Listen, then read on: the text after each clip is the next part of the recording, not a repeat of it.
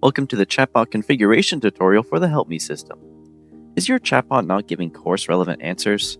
This tutorial helps aim to guide you on how to set up your chatbot so it gives better, more course-relevant answers, as well as everything else you'd want to know about the chatbot. Today, we'll be going over how the chatbot works, how to upload documents, which is how we get the chatbot to give course-relevant answers, how to customize the prompt and other parameters, cover how it's currently integrated with learning management systems like Canvas, and lastly, we'll cover viewing and verifying chatbot questions, which includes monitoring the chatbot's performance over the duration of the course, how to improve the chatbot's knowledge base when students ask questions not mentioned in your course documents, and lastly, how to suggest questions for students. So firstly, let's briefly explain how the chatbot works. First, we must understand that uploaded course documents are first processed into chunks of text. So here might be you. You're going to upload your slide decks, your assignments, your textbook, your syllabus, and any other course-relevant info to the chatbot. Our system will then chunk these documents into chunks of text, as you can see here. These text chunks essentially function as the chatbot's knowledge base. So, when a question is asked, the following happens. First, the Retrieval Augmented Generation System, or RAG, will pull the most relevant text chunks for that question. From there, the system will input the prompt, the question, and the relevant chunks to the LLM, also known as the AI, to produce a course-relevant answer. Now, this might have been a little overwhelming, a little technical, but one of the main takeaways of this is that the text chunks are the chatbot's knowledge base, and are basically the only thing other than the prompt that the chatbot uses to make course-relevant answers. Now, we'll be covering how to upload course documents to your chatbot, allowing it to give those course-relevant answers. To add documents to your chatbot, first go to Course Settings, Chatbot Settings, Add Documents.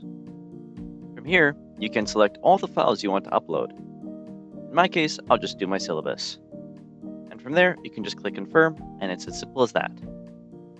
But before I do so, I'll first explain what this Parse Document as Slides option does. If you recall, the chatbot only uses text chunks as its knowledge base, not images.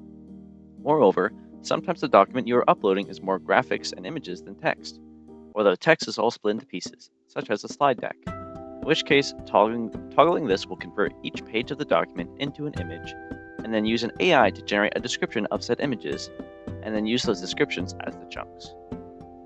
In my case, my syllabus is all text, so I'll leave this off and click Confirm. Once processed, we can see the newly created chatbot chunks here. And to test it out, we'll ask, when are the classes?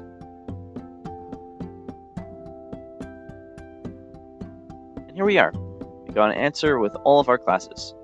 We also got those citations that we can click on, and it'll take us right to the document, which can only be accessed by people in the course. Next, we'll quickly cover how to customize the chatbot prompt and other parameters. On the chatbot settings page, you can adjust the chatbot parameters by clicking Open Settings. Here, you can adjust the model, the prompt, and some other parameters. For model, I would suggest you use any of the recommended models, as they will be running entirely on UBC servers and thus safe for student data. As for the prompt, which gets sent with all questions, I like to mention what course it is, as well as be more specific with what my goals of the course are and how I want the chatbot to behave. You are encouraged to play around with this though. As for the other parameters, you can mostly leave these alone, though depending on how context-heavy your course is, it may be worth increasing the top K chunks parameter, as that basically controls the max number of chunks the chatbot can retrieve when attempting to answer a question. Once you're done, you can click Update Settings, and that's all you need to do. Now, let's quickly cover how it's integrated with learning management systems, like Canvas. On the LMS Integrations page, here you can connect your HelpMe course with an LMS of your choosing, which is currently just Canvas. Here, there are a few different integrations. First, we have the course roster comparison, which lets you see who is not using your HelpMe course, as well as maybe who shouldn't be using your HelpMe course. There's also various synchronizations with the chatbot. Currently, one of those being the course assignment due dates and descriptions, which currently do not include any attached PDFs, but that is working to be expanded. You can also synchronize your Canvas announcements. These things will be automatically pulled from your chatbot course once per day and compared and converted into new chatbot document chunks going into your chatbot's knowledge base.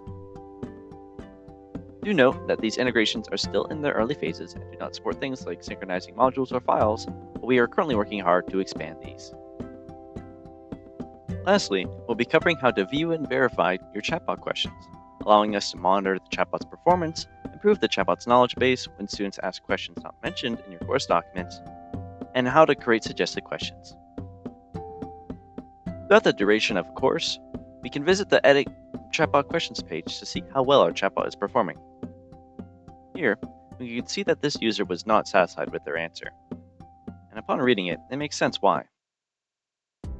Usually, this is the result of the AI lacking the required context. Here, we can see the document chunks that were referenced in this answer, and this one does not explicitly mention anything regarding whether the lectures were recorded, which was what the student was asking. And in this case, it's actually because in my syllabus, I don't mention whether my lectures are recorded. Thus, I didn't give a very good answer. The HelpMe system provides some different ways to help remedy this. If you go to the Modify the Chatbot question, we are given a plethora of options that we can change. First, I'm going to update my answer, delete the document citation since it wasn't relevant, and we'll also mark it as verified, since, well, I verified it. And now, what this will do, once we click Save, is the system will basically just save it as is. But, what we can do now is two different things. First, we can insert this Q&A into the chatbot's knowledge base.